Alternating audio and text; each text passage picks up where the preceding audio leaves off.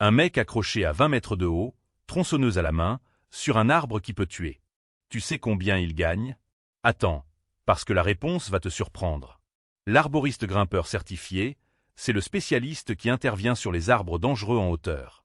En entreprise paysagère, il touche entre 1900 et 2800 € bruts par mois selon la convention collective. Pas mal pour un boulot que personne ne convoite à 18 ans. Mais là où ça devient vraiment intéressant, c'est quand il passe indépendant. Parce qu'un grimpeur qualifié à son compte, son tarif journalier peut grimper entre 6 cents et 800 € hors taxe. La journée. Fais le calcul sur un mois bien chargé. Et c'est là que ça devient dingue.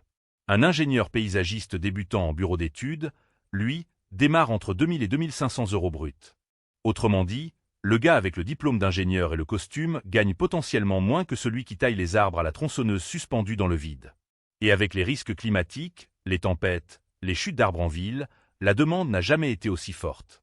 Les certifiés européens tree workers sont rares, recherchés, et les collectivités se les arrachent. Alors la question elle est simple. Toi, tu ferais ce métier pour ça? Entre 1900 et 2600 € net par mois. C'est ce que touche un infirmier en France après le Ségur de la santé. Que tu bosses en chirurgie cardiaque ou en unité psychiatrique fermée, le chiffre est exactement le même. Exactement. Le même. Et là, t'as déjà un problème. Parce que les infirmiers en psychiatrie, évoluent dans des services à porte verrouillée, avec des patients en crise, des protocoles de contention, une tension permanente que l'autre côté de l'hôpital ne connaît pas. Et les données DRE de 2022 sont sans appel. Le taux d'accident du travail par agression physique en psychiatrie, c'est 8 fois la moyenne hospitalière. 8 fois. Tu prends des coups, tu gères des situations extrêmes, tu rentres chez toi épuisé. Et c'est là que ça devient vraiment dingue.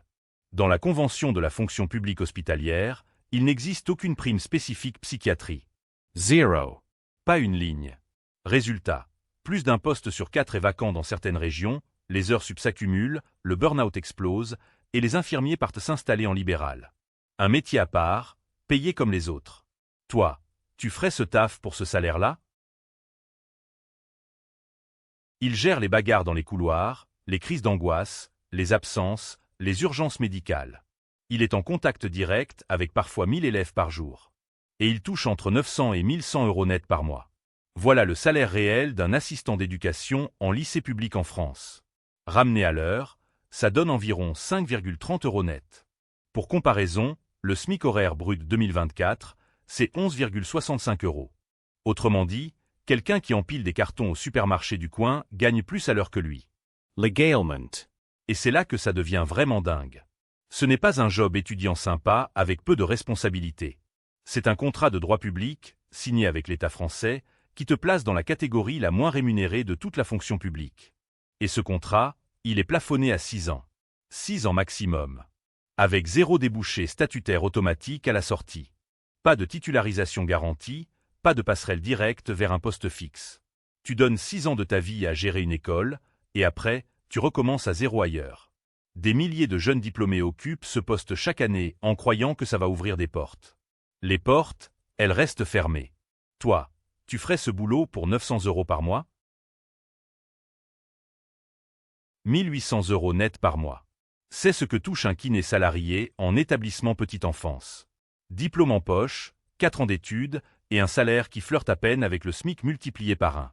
Son collègue, même diplôme, même formation, même nombre d'années derrière lui, il travaille en clinique privée. Lui, il dépasse les 2600 € net. Pour exactement le même métier. Mais attends. Parce que c'est là que ça devient vraiment dingue. Un troisième kiné, toujours le même diplôme, monte son cabinet libéral avec une patientèle stable. Il ne fait pas 3000 €. Il ne fait pas 3500. Il tourne à 4500 € net par mois. 2,5 fois le salaire de son confrère salarié. Et pourtant, aucun numerus clausus ne limite l'accès à la profession. N'importe quel kiné peut théoriquement choisir sa voie. Alors pourquoi personne ne parle de ces écarts dans la profession? Pourquoi ce silence? Parce que le diplôme n'a jamais été le vrai sujet. Le vrai sujet, c'est où tu signes ton contrat, ou si tu le signes du tout. Ce n'est pas ce qu'on t'apprend à l'école, et pourtant ça change tout. Toi, t'aurais choisi quel chemin? Une prothèse dentaire complète, t'en as pour 8 cents à 1500 € dans le cabinet de ton dentiste. Et la personne qui l'a fabriquée à la main, heure après heure, avec une précision de chirurgien, elle touche 1700 € net par mois. Maximum. Le prothésiste dentaire, t'en as jamais entendu parler. Normal, il bosse dans l'ombre d'un labo, invisible. 3 ans d'études après le bac, un CAP ou un BTS ultra technique, des matériaux, des moules, des fours de céramique. C'est de l'artisanat de précision. Et pourtant, la fourchette d'art 2024 le dit clairement. Entre 1700 et 2100 € net pour 70% d'entre eux, ceux qui sont salariés. Maintenant, les chiffres qui font mal. Le labo revend la prothèse au dentiste entre 200 et 600 €. Le dentiste, lui, la facture au patient jusqu'à 1500. T'as compris qui empoche la différence. Et ce n'est pas le mec qui l'a fabriqué. Et c'est là que ça devient dingue. Le même prothésiste, en Allemagne, pour le même boulot, il touche 2800 € net. Soit 1000 € de plus par mois, juste en changeant de pays. Résultat, les jeunes fuient le métier. Sur 11 000 prothésistes en France, le secteur crie à la pénurie. Les dents, ça n'attend pas. Alors je te pose la question.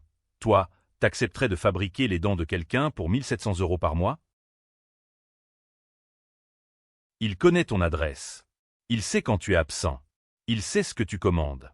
Et il gagne 30 € de plus que le SMIC. Voilà la réalité du métier de facteur en France en 2025. Un débutant à la poste touche environ 1450 € net par mois. Le SMIC, c'est 1426 €. L'écart? 24 €. Presque rien. Alors tu te dis, ok, mais avec l'expérience ça monte, non? Après 15 ans de carrière, 15 ans à te lever tôt, à braver le froid, la pluie, la canicule, le salaire plafonne autour de 1700 € net. 15 ans pour gagner 250 € de plus. Et pour ce salaire, le facteur parcourt 20 à 30 km par jour, distribue entre 200 et 250 objets, souvent à vélo ou en voiture, par tous les temps. 73 000 facteurs font ça chaque matin en France. Et c'est là que ça devient dingue. En Suisse, le même poste, le même métier, le même sac sur l'épaule, c'est l'équivalent de 3800 € net par mois. 2 fois et demi le salaire français. Pour distribuer exactement les mêmes lettres. Alors je te pose la question directement. Toi, tu ferais ce boulot pour 1450 € par mois?